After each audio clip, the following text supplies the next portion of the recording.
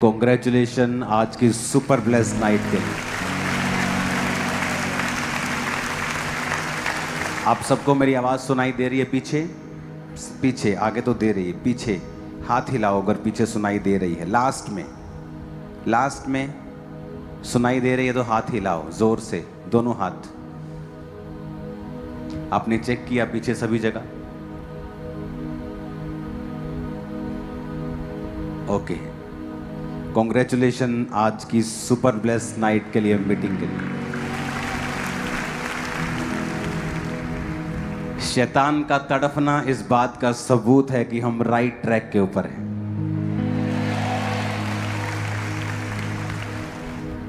और शैतान का जी मितलाना इस बात का सबूत है कि आप लोगों की प्रार्थनाएं उसे तंग कर रही हैं।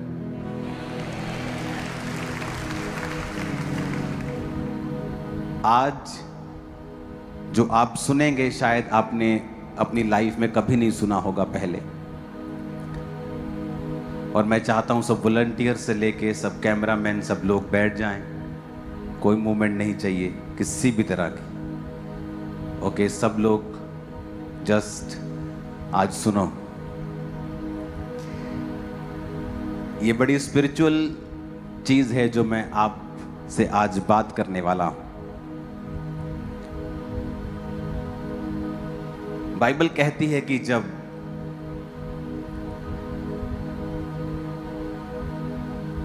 शमूएल नबी ने शाऊल को अपनी संगति में लिया, उसे वो खाना दिया जो उसके योग्य नहीं था बल्कि याजकों के योग्य था।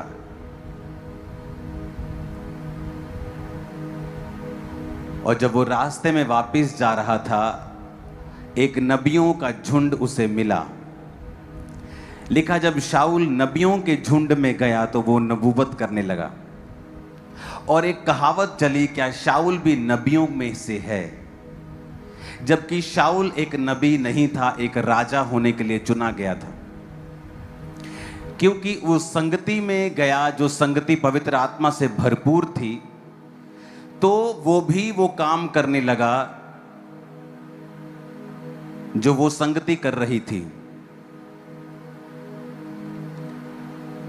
आप जैसी संगति में होते हैं, आप वैसे ही अपने आप एक्ट करने लग जाते हैं। आप अगर शराबियों की बहुत संगति करेंगे तो एक दिन आप शराब पीने का बहाना ढूंढ लेंगे। व्यभिचारियों की संगति करेंगे तो आप एक ना एक दिन उस पाप में गिर ही जाएंगे। इसलिए परमेश्वर ने कहा व्यभिचार से भागो। लेकिन ये आज का टॉपिक नहीं है। मैं स्पिरिट की बात कर रहा हूं। आप स्पिरिट को कैच करते हैं जिस जैसे स्थान पर आप होते हैं। आपको शायद पता नहीं होगा, शायद पता होगा, आपको यहां बैठे हुए प्रार्थना करते हुए 6, 7, 8 घंटे हो गए हैं। और अगर आप अगले 8 घंटे भी बैठे रहेंगे तो आपको ऐसा नहीं लगेगा कि आपने बहुत लंबा समय प्रेयर की है, क्योंकि आप उस स्पिरिट के द्वारा कैच कर लिए जाते हैं।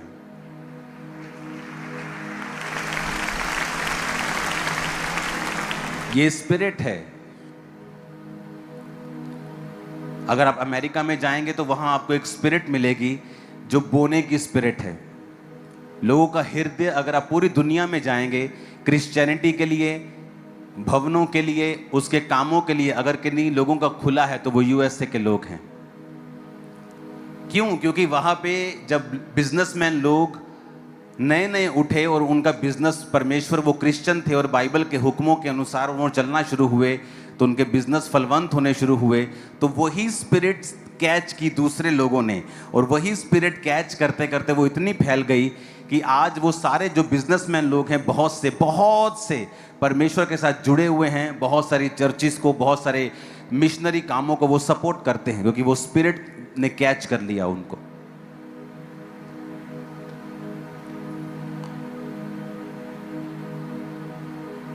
यानी आप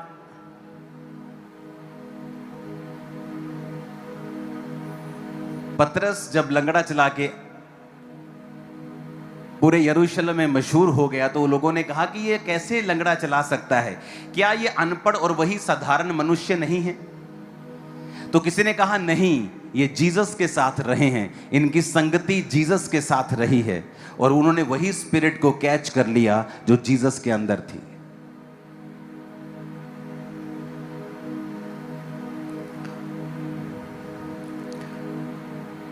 अपनी स्क्रीन की ओर आप एक कैमरे को करेंगे।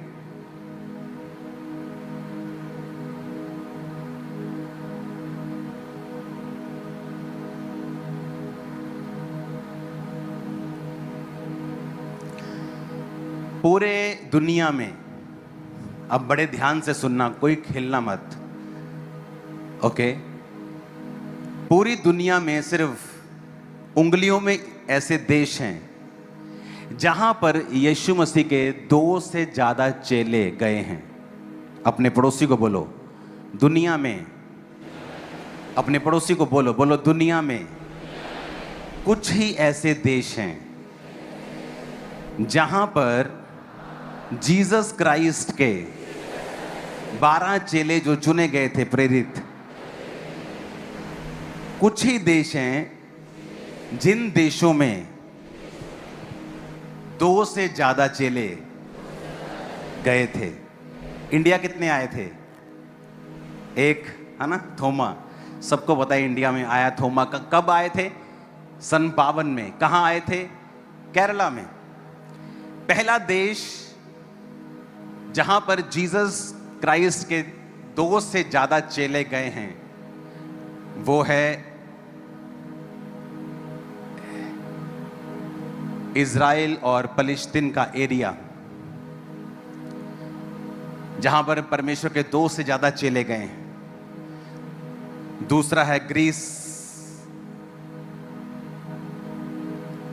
तीसरा है तुर्की, जहां पर 2 से ज्यादा चेले गए। चौथा है इटली, जहां पर परमेश्वर के 2 से ज्यादा चेले गए हैं। 5वां एरिया है मेसोपोटामिया, जो बाइबल की पुरानी अगर आप पढ़ेंगे, मेसोपोटामिया देश का नाम जो आज के सीरिया, ईरान और इराक, और छठा है हमारा इंडिया, जहां पर 2 से 1 से ज्यादा चेले यहां पर आए थे। छठा है इंडिया, जहां पर यीशु मसीह के 12 चेलों में से 2 चेले यहां आए थे। लोगों को एक चेला पता है, थॉमस। कौन था वो?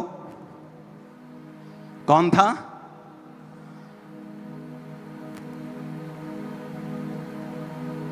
थॉमस, जो 52 ईस्वी में केरला के तट पर आए थे।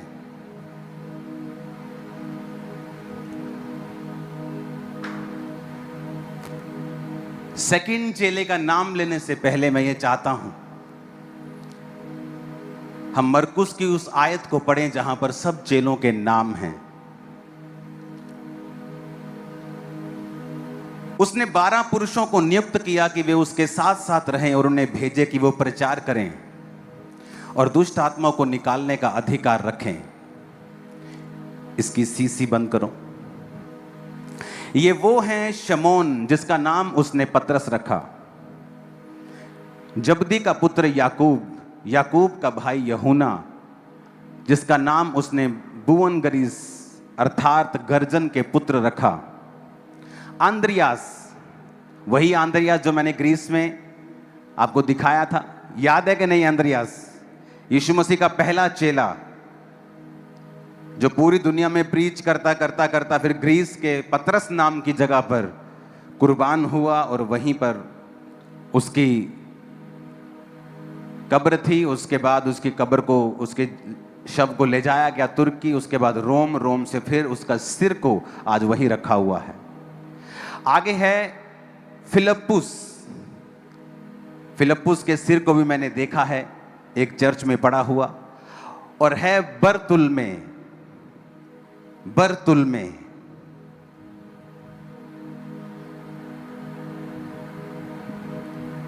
अपने पड़ोसी को बोलो, दूसरा है बरतुल्मै। आप हैरान होंगे कि बरतुल्मै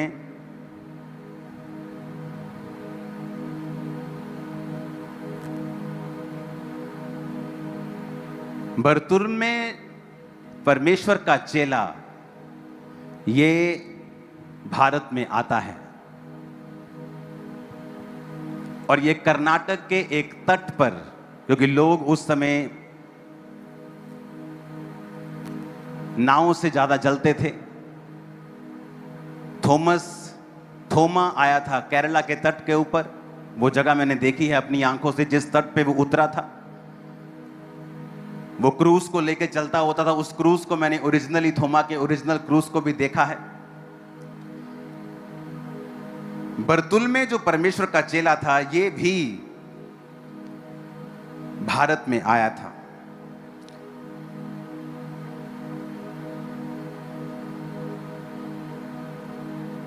मैं ये आपको क्यों कह रहा हूं?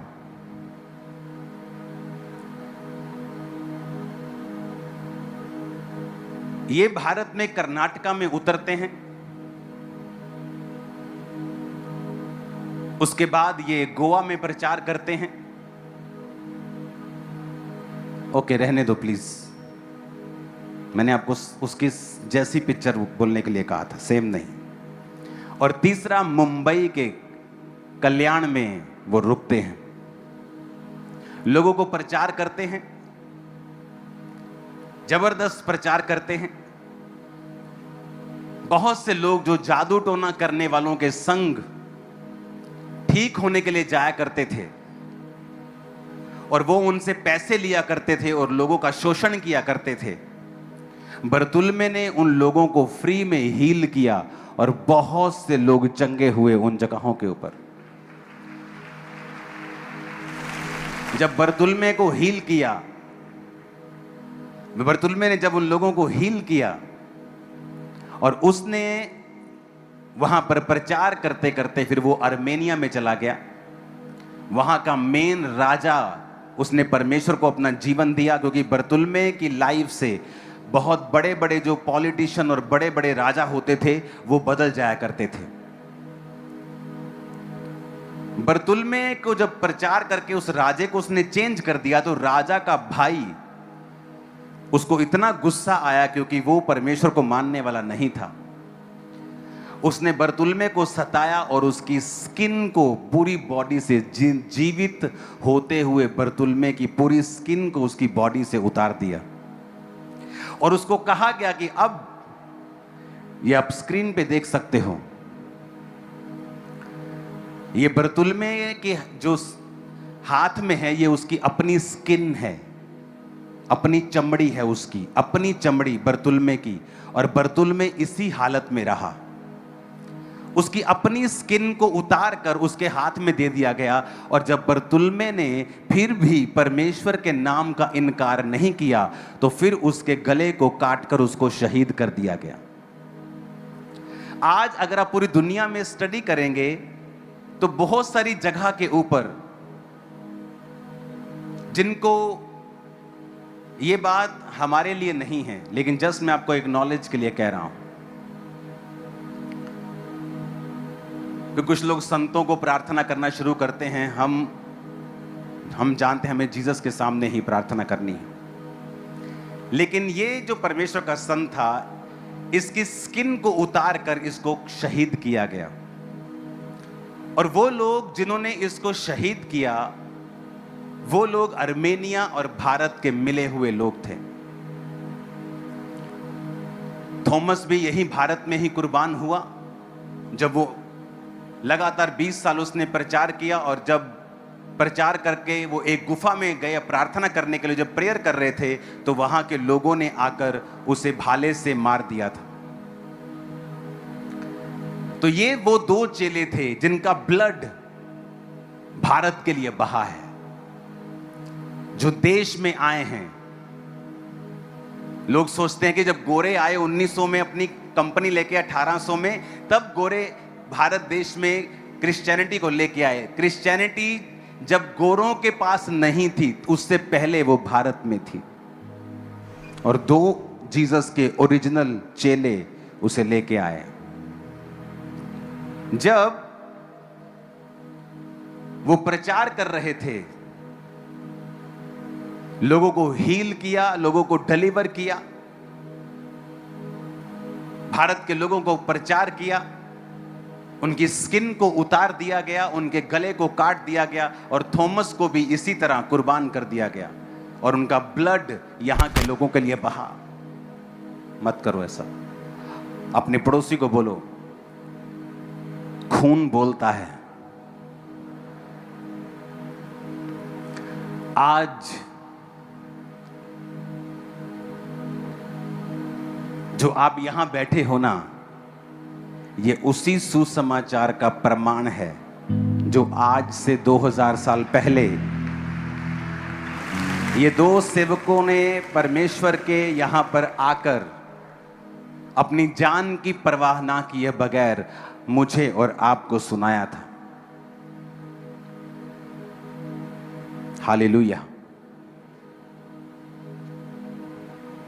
बरतुल्मे की हीलिंग इतनी स्ट्रांग थी कि जो जादू टोना करने वाले लोग थे वो बात करते थे दुष्ट आत्माओं से, और जब बरतुल्मे ने उस जगह के ऊपर एंटर किया था, वो दुष्ट आत्मा ने बोलना बंद कर दिया था, और उसके पूजने वाले सभी पूछने लगे कि ये चुप क्यों हो गई है।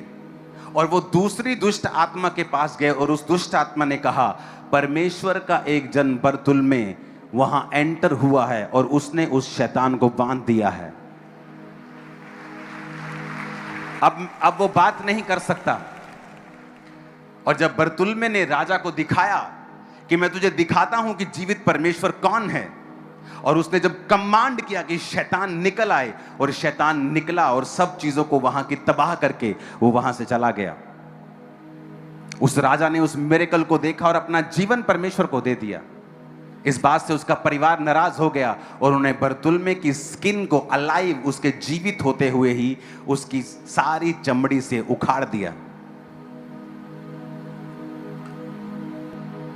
क्योंकि हमें थॉमस का मालूम था, हमें मालूम नहीं था कि बरतुल्मे भी एक सामर्थी परमेश्वर का जन। उसके प्रचार में इतनी पावर होती थी कि जो बड़े बड़े राजा होते थे, जब उसको सुनते थे, पूरी तरह से अपने मन को परमेश्वर में दे देते, खो जाते थे। वो उस अनॉइंटिंग के सामने शैतान बोलकर समर्पित होके वहां से भाग जाया करता था।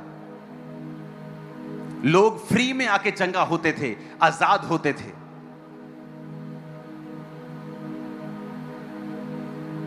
और उनसे जो रुपए ऐंठे जाते थे चंगाई के लिए, वो बंद हो गए, और लोग वहां आकर सुसमाचार सुनने लगे। और वो कर्नाटक से लेके, गोवा से लेके, महाराष्ट्र से लेके प्रचार करके फिर वो आर्मेनिया में निकल गए।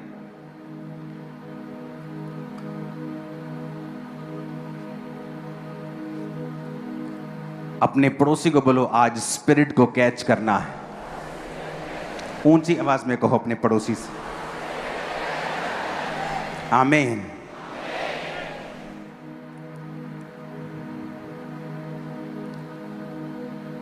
और अगर आप बाइबल में देखेंगे तो इसको नथेनियल भी बोला गया है, इस बरतुल्मे को। और फिलिप्पुस जो परमेश्वर का चेला था, उसने परमेश्वर के साथ इसको इंट्रोड्यूस करवाया था। और परमेश्वर ने मुझे यह फजल दिया कि मैं फिलिप्पुस के भी उस शरीर को देखकर आया हूं जो वो परमेश्वर के लिए कुर्बान हुआ था। और वही था जो परमेश्वर के दास नथेनियल को, जो बाद में बरतुल्मे बना, उसे वो परमेश्वर के पास लेके गया था। ऊंची आवाज में बोलो हालेलुया।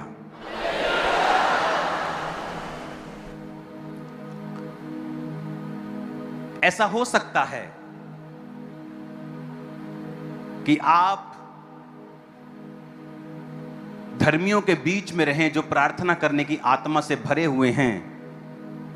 आप उनके बीच में रहें जो दर्शन देखते हैं, जो हीलिंग करते हैं, लेकिन आपकी लाइफ में वो ब्लेसिंग ना हो, क्योंकि आपकी जो स्पिरिट है वो परमेश्वर के लिए ओपन नहीं है।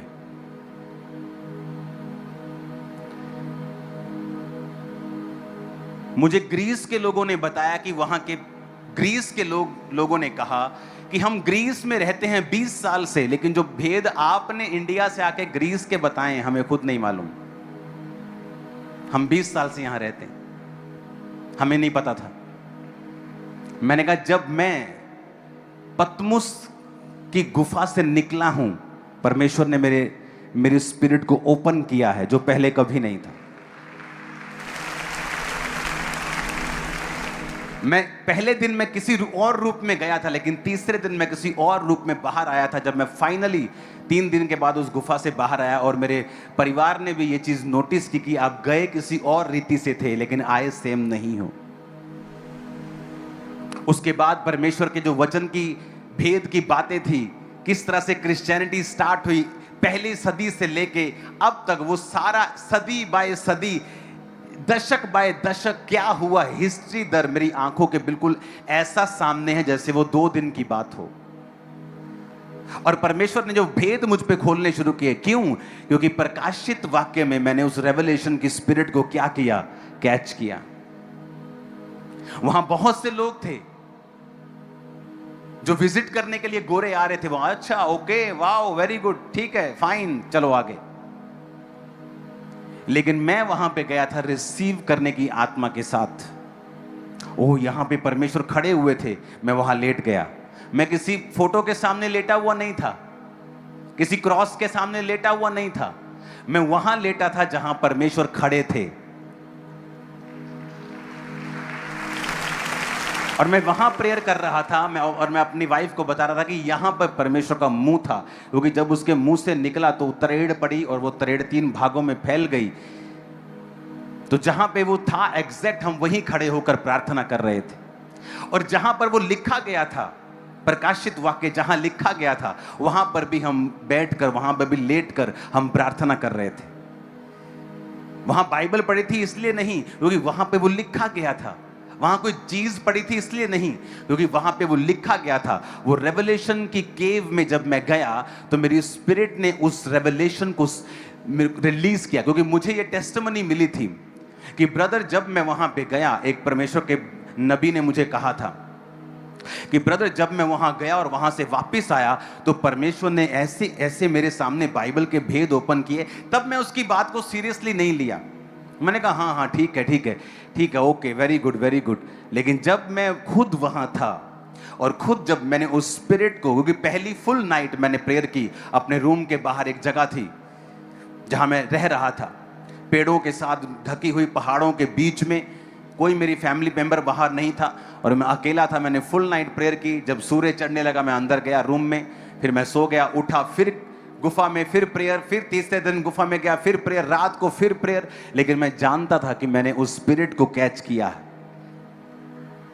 नेक्स्ट डे जब हम थिस्सलुनीकियों में थे, आप इमेजिन नहीं करेंगे, 8-8, 10-10 घंटे मैं और मेरी वाइफ अलग, मैं अलग, हम 10-10 घंटे बाइबल में थे। और जब 10 घंटे के बाद हम उठ रहे थे बाइबल स्टडी से, हमें ऐसा लग रहा था कि 2 मिनट ही बाइबल पढ़ी, इतने फ्रेश थे हम 10 घंटे के बाद। आप थक जाते हो 10 घंटे, हमें ऐसा लग रहा था कि जैसे आंखें खुल जाती, अलर्ट आदमी हो जाता ना नशा करके, जैसे अलर्ट आंखें खुल जाती, ऐसे आंखें खुल रही थी, नींद नहीं आ रही थी, ऐसे अलर्ट हो रहा था, ऐसे परमेश्वर वो भेदों को जाहिर कर रहा था, क्योंकि आप स्पिरिट को कैच करते हैं। क्यों परमेश्वर ने आपको बोला है तुम अच्छी संगतियों को करो? क्यों आपको बोला जाता है जब भी आप संगति करो, अनॉइंटेड संगतियों को करो? उसके लिए चाहे आपको 200 रुपया किराया लगा के जाना पड़ रहा है, अनॉइंटेड संगतियों को करो, चाहे उसके लिए आपको कुछ भी करना पड़े।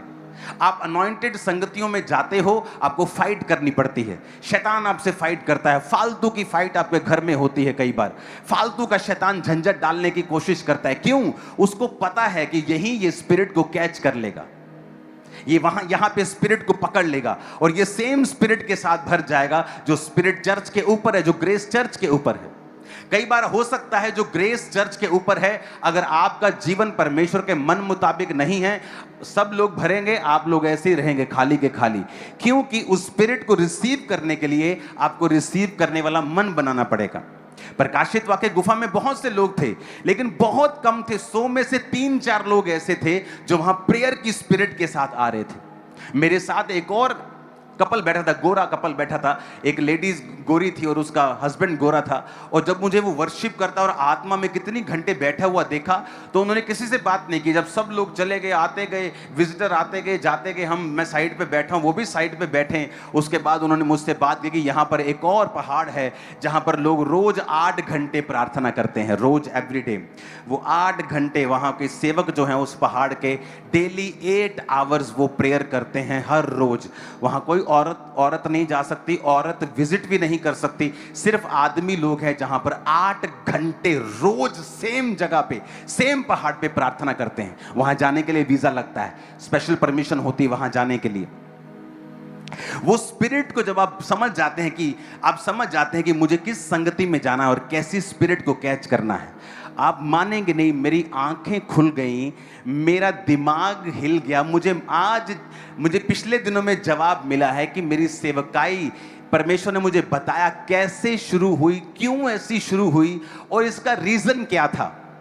परमेश्वर ने मुझे मेरे ऊपर जाहिर किया, क्योंकि जब 2000 ये आई थिंक 8 की बात है या 7 की बात है, ये शायद 2008 की बात है, 8 की बात है शायद, ये 2008 की बात है, जब मैं और मेरे 2 साथी हम 7 दिन रात के रोज़ों में थे। 7 डे नाइट की फास्टिंग हम कर रहे थे। और दिन थे जनवरी के, 1 जनवरी से लेकर, उसमें मेरा बर्थडे भी था 5 जनवरी को, और वो वाले दिन थे मुझे याद है। और हम फास्टिंग में थे।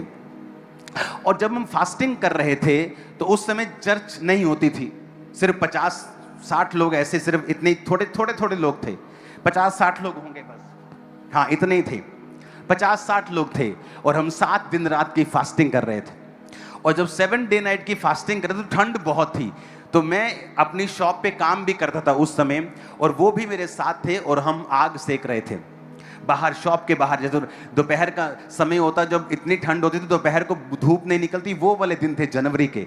और ऐसे पूरी धुंध सी पड़ी हुई है और हम आग सेक रहे हैं, और मेरे सामने से एक व्यक्ति निकलता है और उसने अपने पैरों के ऊपर जुराबें नहीं डाली हुई, और उसके पैर जो हैं उसमें ब्लड निकल रहा है। और मैंने अपने साथी को बोला, अपने असिस्टेंट को बोला, वो मेरी हेल्प करता था उस समय, मैंने कहा इससे पूछ के आ कि ये व्यक्ति, इसको जुराबें चाहिए क्या, मैं उसको जुराबें दे दूं। जब उससे पूछा गया कि आपको जुराबें चाहिए, आपने इतनी सर्दी है, हमसे बैठा नहीं जा रहा, हम आग जला के बैठे हैं, आप इतनी सर्दी में बिना टांगे थोड़ी सी खाली हैं, पैर खाली हैं, आप जुराबें नहीं डाली आपने। कहता नहीं मेरे पास पैसे हैं, मैं गरीब नहीं हूं, लेकिन मेरे शरीर के ऊपर एक स्किन का रोग है, मुझे सोराइसिस है, मुझे स्किन का रोग है। रोज मेरी फैमिली 25 से 30 ग्राम इतना सारा मांस जो है मेरी बॉडी का इकट्ठा करती है। मेरी बॉडी में कपड़े नहीं डाल सकता, बहुत ज़्यादा ठंड है, तो अभी मैंने सिर्फ 1-2 चीज़ें ओढ़ी हुई हैं और मैं ज़्यादा कपड़े नहीं डाल सकता।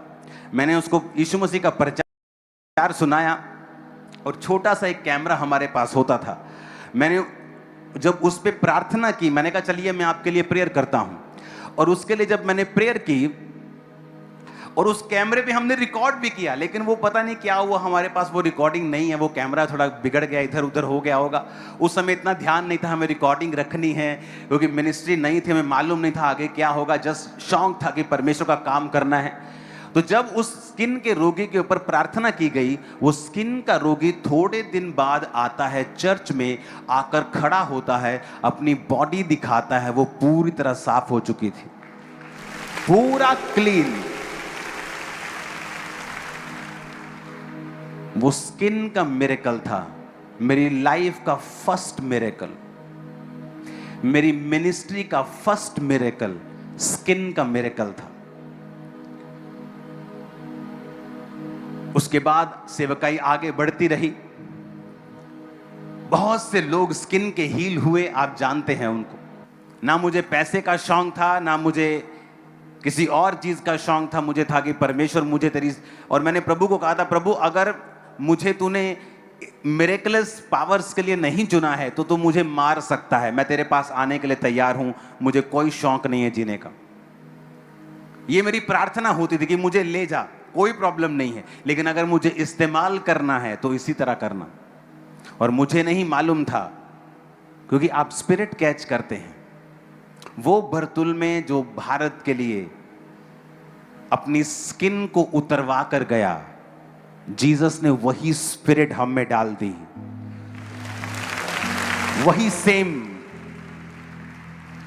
आप नहीं, आप ये बातों को बहुत स्पिरिचुअल, आपको आंखें चाहिए ऐसी बातें समझने के लिए। ये स्पिरिट है, ये न्याय है परमेश्वर का बरतुल्मे के साथ कि तू इस भारत की कलीसिया के लिए अपनी चमड़ी को उधड़वा के आया था, अब मैं इन्हीं की चमड़ियों को ठीक कर रहा हूं। देख, जो तूने बीज बोया था, आज भी जब आप परमेश्वर की राहों पे सीधे होके चलते हैं, आप सेम जीसस की उस स्पिरिट को, उस हीलिंग को कैच करते हैं, आप सेम अनॉइंटिंग को कैच करते हैं। आप उन लोगों के साथ रहते हैं, आप सेम उसी अनॉइंटिंग को कैच करते हैं। इसलिए परमेश्वर ने कहा, जो प्रभु के साथ संगति करता है वो उसके साथ एक आत्मा हो जाता है। आप प्रभु के जैसे ही बन जाते हैं जब आप परमेश्वर के साथ संगति को करते हैं। आप सेम स्पिरिट हो जाते हैं और आप सेम वही कार्य परमेश्वर आपके जीवन से लेने लगता है। क्योंकि मैं हमेशा सोचता था कि परमेश्वर ने मेरी सेवकाई में जो फर्स्ट मिरेकल किया था मेरे 7 फास्टिंग में, वो स्किन का मिरेकल था, ह्यूज मिरेकल था। उसकी वीडियोग्राफी हुई, हमने देखा, हम बड़े आनंदित थे। उसकी टेस्टिमनी हुई 50 लोगों में कि देखो ये, उस समय कैमरे में दिखाया कि देखो ये कैसा आया था। हमने इसकी पिक्चर ली, हमने एक रूम में ले जाके उसके पूरे कैमरा उसकी बॉडी पे मारा, और अब देखो ये कैसा है। और वो अनॉइंटिंग बढ़ती गई, वो ग्रेस बढ़ती गई, हजारों हजारों लोग हील होते गए, क्योंकि स्पिरिट को कैच कर लिया गया था। Hallelujah, hallelujah. इसलिए आप देखते हो अनॉइंटेड लोगों का विरोध सबसे ज्यादा है, उनकी फाइट सबसे ज्यादा है, क्योंकि शैतान जानता है ये वही हैं जो स्पिरिट को इंपार्ट करेंगे दूसरे के ऊपर। वो ठंडे लोगों से नहीं डरता, उसे पता है ये क्या इंपार्ट करेंगे, ये खुद ठंडे हैं तो ठंडापन इंपार्ट करेंगे, ये खुद जेलसी करते हैं तो जेलसी को अपनी कलीसिया के ऊपर भी इंपार्ट कर देंगे दूसरे सेवकों के लिए। ये खुद इनसिक्योर है और वही इनसिक्योरिटी अपने चेलों के ऊपर, अपनी कलीसिया के ऊपर इंपार्ट कर देंगे। शैतान उनसे नहीं डरता है, उसे पता है कि एक व्यभिचारी व्यभिचार को ही इंपार्ट करेगा। एक चोर हमेशा ऐसे बहाने लगाकर चोरी की चोरी ही आपके ऊपर इंपार्ट करेगा। एक गलत संगति आपको वैसा ही बना देगी। और जब आप राइट संगति में होते हैं, धीरे धीरे आप उसी स्पिरिट को कैच करने लगते हैं। और यीशु मसीह के नाम में जो टेस्टिमनीज मेरे और मेरे परिवार की हैं, वो आपके और आपके परिवार की होंगी 100%। वो आपकी और आपकी सेवकाइयों की होंगी इन जीसस नेम। ये आत्मा की बातें हैं, इन्हें शारीरिक मनुष्य नहीं समझ सकता। वो नहीं समझ सकता ये क्या हो रहा है, मैं किस स्पिरिट की बात कर रहा हूं। Hallelujah, hallelujah. कि जब आप परमेश्वर की आत्मा के साथ एक संग होते हैं, आप कैच करते हैं उसमें से, आप वैसे ही बनना शुरू हो जाते हैं जैसी संगति में आप होते हैं। ये इंपॉर्टेंट है कि आप स्पिरिचुअल लाइफ में बढ़ें, ये इंपॉर्टेंट है कि आप संगति में बढ़ें, इंपॉर्टेंट है कि आप अनॉइंटेड संगतियों के लिए प्रार्थना करें। जब बाइबल कहती याकूब, कौन याकूब? वही यूहन्ना प्रकाशित वाक्य का भाई, मरवा दिया गया। जब तलवार से मरा तो कलीसिया को अपनी गलती महसूस हुई कि चाहे वो अनॉइंटेड है, पर हमें अपने सेवकों के लिए प्रार्थना करने की जरूरत है। और जब उन्होंने देखा कि लोग बड़े खुश हो गए अन्य जाति की उस एक चेले को मार दिया। उन्हें लगा पॉलिटिकल बड़ा गेन मिल रहा है, हमें तो बड़ा फायदा हुआ, हमें एक चर्च को डाउन करके। अब दूसरी चर्च को पकड़ते हैं, तो उन्होंने पतरस को पकड़ लिया। जब पतरस को पकड़ा तो अब कलीसिया को अपनी गलती याद आई। हमने याकूब के लिए प्रार्थना नहीं की, हमने अपने सेवकों के लिए प्रार्थना नहीं की। और बाइबल कहती वो पतरस के लिए लॉ लगाकर पूरी कलीसिया प्रार्थना करने लगी। जब पूरी कलीसिया पतरस के लिए प्रार्थना करने लगी, परमेश्वर ने अपने दूत को भेजा और वो पतरस को छुड़ा कर लेके आया और वो उस बंदी गृह से निकाल कर वापिस आया। जिस घर में वो आया वो उसी चेलों में से एक जो पौलुस के संग संग चले और सुसमाचार को लिखा मरकुस नाम के, उसका घर। और पतरस वहां आया और लोग डर गए। एक दासी डर गई, कहती बाहर पतरस का दूत खड़ा है। पतरस कैसे आ सकता, वो तो जेल में है। लेकिन उन्हें नहीं पता था कि उनकी कॉन्टिन्यूज लो लगाकर यानी ध्यान लगाकर की गई प्रार्थना ने पतरस को छुड़ा लिया है। इसलिए मैं आपसे कहता हूं, यह समय आ चुका है बेदारी का, और शैतान भी जानता है। अगर आपने अपने पास्टर के लिए, अपने अगुवे के लिए कभी प्रार्थना नहीं की है और जस्ट 5 मिनट की 10 मिनट की है, ये वो समय आ रहा है जब आपको लॉ लगाकर प्रार्थना करनी है और परमेश्वर एक बड़ा काम करेगा और वो समय पर छुड़ाएगा और शैतान के सारी योजनाएं रद्द करेगा। आमीन, आमीन। जो काम परमेश्वर ने हमारे लिए चुना है उस काम को शैतान खराब नहीं कर सकता है। लेकिन क्या कलीसिया प्रार्थना कर रही है? क्या कलीसिया आत्मिक राह पे है? क्या कलीसिया ये जानती है कि उसको अपने सेवक के लिए, अपने उस परमेश्वर के अगुवे के लिए जो ये भार उठा रहा है उसके लिए हमें प्रार्थना करनी है? क्योंकि वही स्पिरिट को कैच कर रहा है और हम उसी की स्पिरिट से कैच कर रहे हैं, उसी अनॉइंटिंग को हम ग्रहण कर रहे हैं। और जब आप इन बातों को समझ जाते हैं कि अपने अगुवे से सिर्फ लेने के लिए नहीं आना है ब्लेसिंग्स को और अनॉइंटिंग को, उसके लिए हमें लॉ लगाकर, घुटने लगाकर फास्टिंग में प्रार्थना भी करनी है। और जब कलीसिया को अपनी गलती समझ आई तो परमेश्वर ने पतरस को बचाया। और कलीसिया के लिए यह मैसेज था कि तुम्हारा पास्टर जितना मर्जी पावरफुल हो, अनॉइंटेड हो, गिफ्टों से भरा हुआ हो, लेकिन उसको तुम्हारी प्रार्थनाओं की जरूरत है। इसलिए पौलुस हर कलीसिया को लिखता था, हमारे लिए प्रार्थना करो। ऊंची आवाज में बोलो हालेलुया। आज हमें यह बात समझनी होगी कि परमेश्वर एक बीज को डाल रहा है और यह बीज वहां डल रहा है जहां पहले कभी नहीं डला। और शैतान यह बात जानता है कि परमेश्वर ने जहां पर बीज डाला है वो बीज कभी भी व्यर्थ नहीं हुआ है। परमेश्वर इस कलीसिया को एक ऐसी जगहों पर बीज डालने के लिए इस्तेमाल कर रहा है जो पहले कभी नहीं हुआ था। यह बीज किसी धर्म परिवर्तन का नहीं, यह बीज मन परिवर्तन का है। और शैतान इस बात को जानता है, वो झूठ को फैलाता है, वो चीजें करता है, लेकिन वो ये नहीं जानता कि कलीसिया के दोनों हाथों में लड्डू हैं। वो परसिक्यूशन में भी लड्डू है, वो बढ़ती है तब भी लड्डू है। वो दोनों तरफ से आशीषित है। उसके लिए सब बातें मिलकर भलाई को पैदा करती हैं। और परमेश्वर ने आपको चुना है वो बीज डालने के लिए जहां वो काम कभी नहीं हुआ। आप एक धन्य कलीसिया हैं, आप एक ब्लेस्ड कलीसिया हैं।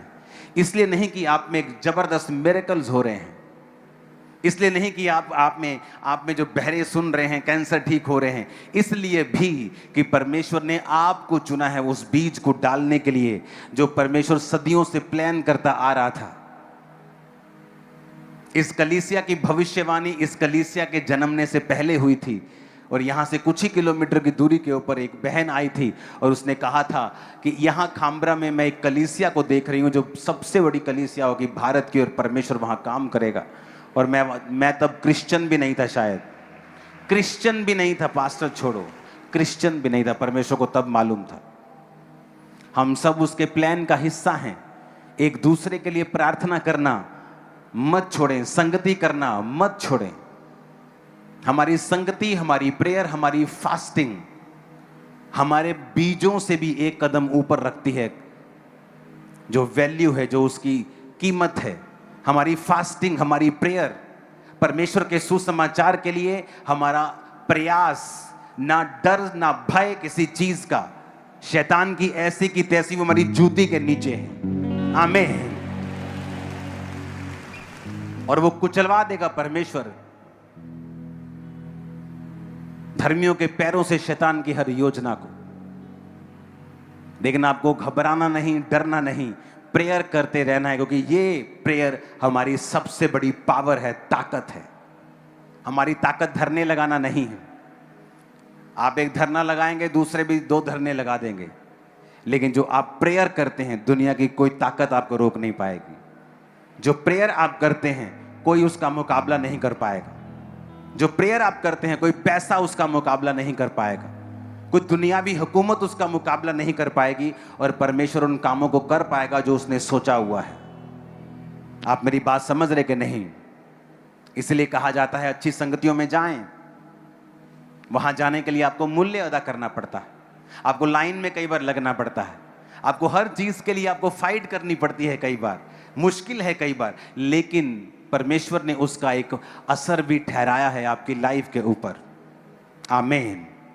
मेरा यह विश्वास है कि आप समझ गए होंगे कि दुनिया में उंगलियां कम हैं, उंगलियों से कम देश हैं जहां पर जीसस क्राइस्ट के 2 से ज्यादा चेले गए हों, और हमारा भारत उन्हीं देशों में से एक है। वो कितना इंपॉर्टेंट होगा परमेश्वर की निगाह में, वो कितना जरूरी होगा खुदा की निगाह में। आप कई देश देखो, वहां परमेश्वर को कोई 12 चेलों में से एक चेला भी नहीं गया है।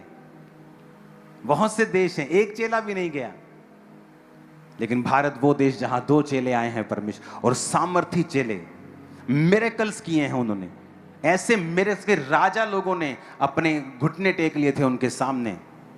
दुष्ट आत्माओं को बोलना बंद करा दिया था, दुकानें बंद हो गई थी उन लोगों की, और उन्होंने फ्री में लोगों को हील किया और डिलीवर किया।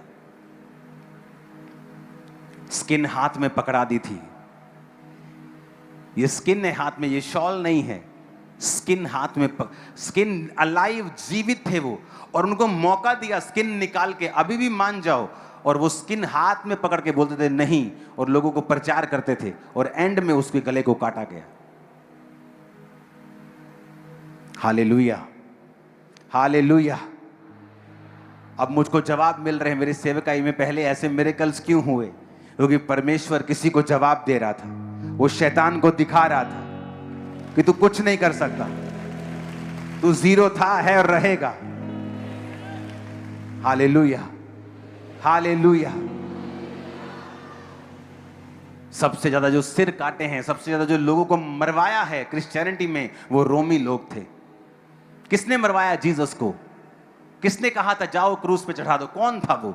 रोमी थे। किसने पौलुस को मरवाया? रोमियों ने। किसने चेलों को मरवाया? रोमियों ने। अंद्रियास को किसने मरवाया? रोमियों ने। उनका सेंटर कहां था? रोम, इटली में। और वो सताते गए, लेकिन कलीसिया इतनी बड़ी कि 305 ईस्वी में, आज से 1700 साल पहले, एक एम्परर ने कहा अब मैं इस कलीसिया को पूरी तरह से खत्म कर दूंगा, और उसने उस कलीसिया को शेरों से नुचवाया, अलग अलग तसीहे दिए, मारा पीटा। जो मूसा के टाइम पे बच्चों को मार दिया जाता था लड़के पैदा होते ही, उससे कहीं अधिक उनको मारा और पीटा और खत्म कर दिया और कत्ल करवा दिया। बच्चों को, छोटे बच्चों को, माओ को, बहनों को, सबको 6 साल कत्ल, मास मर्डर्स करवाने के बाद वो बीमार हो गया और अपनी डेथ बेड से बोला मेरी परसिक्यूशन फेल हो गई है। ये लोग और ज्यादा परमेश्वर पर विश्वास करने लगे हैं। उसे हैरानी थी कि ये कैसा धर्म है, ये कैसा परमेश्वर है। किसको ये मानते हैं कि अपनी मौत के सामने भी झुक नहीं रहे, अपने बच्चों अपने परिवार की मौत के सामने भी झुक नहीं रहे। किस परमेश्वर को ये मानते हैं? वो देखकर शॉक हो गया और उसने एक आज्ञा दी। उसने कहा, मैं रोमी एम्परर इस बात की घोषणा करता हूं कि मेरी की गई परसिक्यूशन फेल हो चुकी है और क्रिश्चियनिटी अब इस देश में एक लीगल धर्म है और ये सब लोग इसे जो मानना चाहता है इसे मानेगा। 311 ईस्वी। उसके बाद क्रिश्चियनिटी एक लीगल धर्म हो गया। कुछ लोग क्रिश्चियनिटी को मानने लगे, कुछ लोग अपने धर्म को मानते थे। उसके 70 साल बाद एक और राजा बीमार हुआ और उसे मालूम था। उसके बीच में बहुत से राजे आए, कुछ गए, कुछ लोगों ने फिर मसीहियों को तंग किया, लेकिन उतना तंग किसी ने नहीं किया जो उसने किया था। उसके बाद 380 दशक में वो राजा बीमार हुआ। बीमार होने के बाद उसी शहर के अध्यक्ष कलीसिया के हेड के द्वारा, कलीसिया के हेड पास्टर के द्वारा उस पर प्रेयर हुई। वो राजा हील हुआ और उसने घोषणा की, अब पूरे रोमी साम्राज्य का परमेश्वर आज से यहोवा है। जिस रोमी साम्राज्य ने जीसस को कुर्बान किया, जिस रोमी साम्राज्य ने पतरस से लेके हर बड़े चेले को कुर्बान किया, अब वो रोमी साम्राज्य का बड़ा चेहरा, सबसे बड़ा राजा कहता है, आज से इस रोमी साम्राज्य का परमेश्वर यहोवा है। और उन्होंने सारी बिल्डिंग चर्चिस में बदल दी थी। जो रोम कत्ल करने के लिए चेलों का मशहूर था, फिर वो रोमी साम्राज्य क्रिश्चियन साम्राज्य बन गया। उसके बाद उन्होंने अपनी पावर, उनके दिल में आया कि वो अपनी पावर को, जो फिजिकल पावर थी, जो राजधानी रोम से वो तुर्की में ले जाएं, इस्तांबुल में। फिर वो अपने राज को तुर्की में ले गए, इस्तांबुल में, और रोम जो था वो खाली हो गया। रोम जब खाली हुआ तो वहां पे एक वैक्यूम था। वहां पे सब अध्यक्ष, बिशप, परमेश्वर के सब चेले वहां पे थे, लेकिन वहां पे कोई गवर्नर नहीं था। तो वहां पे शारीरिक रूप में राज्य करने के लिए भी पोप चुने गए। और उसके बाद वो रोमन कैथलिक का जन्म हुआ, जिसे आप आज कैथलिक देखते हो, रोमन कैथलिक। तब वो कैथलिक्स बोलते थे सिर्फ, यूनिवर्सल। कैथलिक का मतलब यूनिवर्सल है। और वहाँ वो चर्च स्टार्ट हुई 1000 ईस्वी में। फिर वो ग्रीक ऑर्थोडॉक्स में बटे, फिर वो और आगे आगे वो बढ़ते गए। लेकिन वो 300 ईस्वी में वो चर्च की शुरुआत हुई और वो रोम, जहाँ रोमी साम्राज्य का हेड था, आज क्रिश्चियन लोगों का हेड वहां है।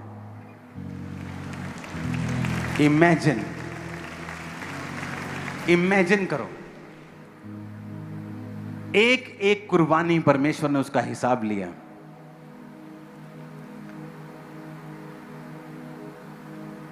जहां रोम में बैठकर कत्लों के हुक्म दिए जाते थे, आज वहां दुनिया की सबसे खूबसूरत चर्चिस है।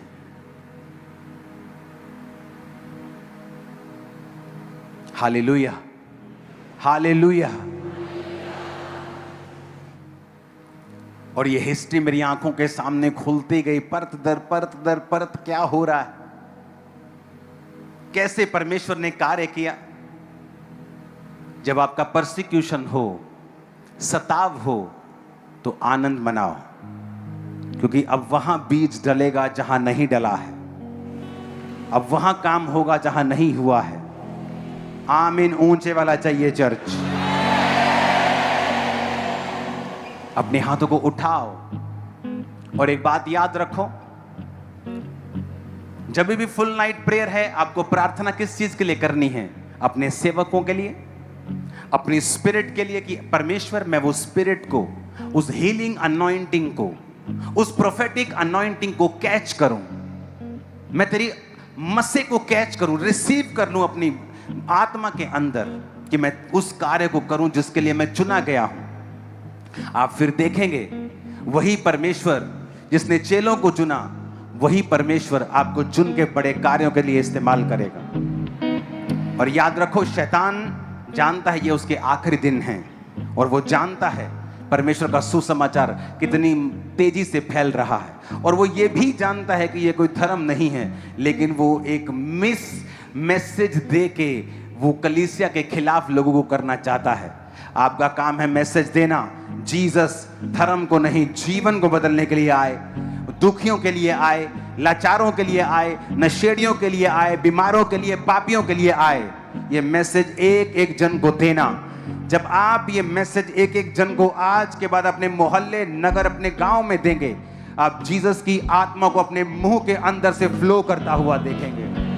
आप देखेंगे आप नहीं बोल रहे हैं, पिता का आत्मा आपके अंदर से बोल रहा है और लोगों को बचा रहा है। आप देखेंगे बहुत से बड़े बड़े लोग आप बपतिस्मा लेते हुए चर्च में आता हुआ आप उन्हें देखेंगे इन जीसस नेम। आमीन। ऊंचा चर्च आमीन ऊंचे वाला चाहिए। Hallelujah, hallelujah, hallelujah.